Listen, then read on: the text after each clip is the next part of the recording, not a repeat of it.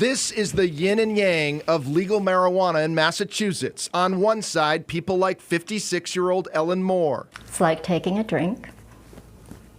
Nothing, I didn't blow up. On the other side, law enforcement officials. I fear that this will eventually lead to really the dumbing down of the next generation.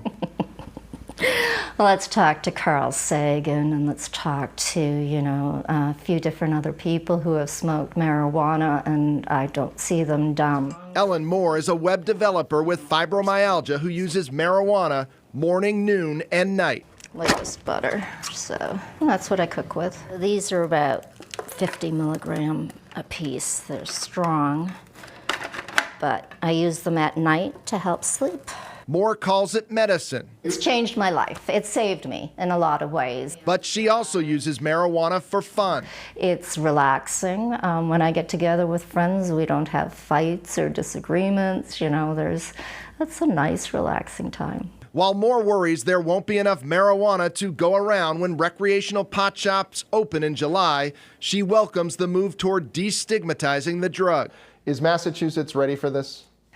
Yes, yeah, I think we've delayed long enough. We've been in the dark ages, we've been in prohibition. There are bigger problems out there than cannabis. Don't tell that to Norwood Police Chief William Brooks and Walpole Police Chief John Carmichael. Our concerns with edibles is that they resemble candy. The number of operating under the influence of drugs arrests doubled in Walpole in 2017 in the 12 months following the legalization of marijuana.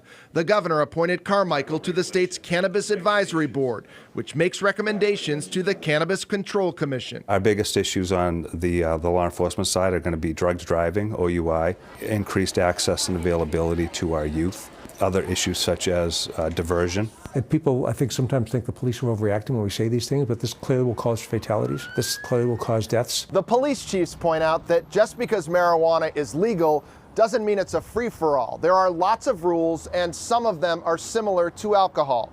You can't consume recreational marijuana in public, and you can't have an open container of it in your car. Both could result in civil fines. Marijuana activity, if you think about it now, can fall into a whole range of categories that officers have to think about. It can be medical, it can be legal, it can be decriminalized or civil, yeah, it could be criminal. I think that everybody's going to be okay. I think any kind of panic on the part of law enforcement is owing largely to the fact that they're being told that you can no longer do something that you've historically been able to do, and that your discretion is being restricted. And the police don't like that. Tom Nolan is a retired Boston police lieutenant and a criminology professor at Merrimack College. As a professor, I believe yes on 4. He appeared in ads supporting Question 4, legalizing recreational marijuana, because he believes too often police have disproportionately targeted people of color for marijuana possession. I don't smoke marijuana, I don't use it myself, and I'm not advocating that people go out and do so. I'm simply taking the perspective that this is something that has really been incompatible with the mission of law enforcement. Certainly, just like we saw with me, under decriminalization, there is that opportunity for people to be treated unfairly, people to be charged incorrectly. Chanel Lindsay speaks from experience. What was a normal traffic stop quickly escalated. It was the summer of 2010. Massachusetts voted to decriminalize marijuana 2 years earlier, making possession of an ounce or less punishable with a $100 civil fine. Police officer saw a small amount of cannabis in my purse that was open, and he immediately demanded that I get out of the car. He started searching my car. He came across a small jar in the backseat of my car, and then he arrested me. Lindsay is an attorney who at the time was working as a business litigator. And I told them, that they were violating my civil rights at that point, that I should be just getting a ticket, but I was in handcuffs about to be arraigned. And the police officer came back and he said it was 13 grams. And I said, I know it was. And then he took the handcuffs off me and they said, okay, you're free to go. Lindsay, who now runs a marijuana business selling a device that converts raw cannabis into its active form, is worried what happened to her could happen to others. There's always a concern that police can overstep their bounds. With all due respect, are you being alarmists on this issue? What motive would either of us have to tell you something that we didn't think was true?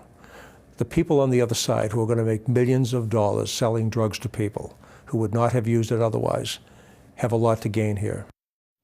And here's another reality right now. It can be difficult for police to actually prove that someone is driving under the influence of marijuana because there is no breathalyzer or equivalent to that for cannabis. Right. Numbers from the Registry of Motor Vehicles show statewide OUI drug arrests have gone up since recreational marijuana was legalized, but not significantly.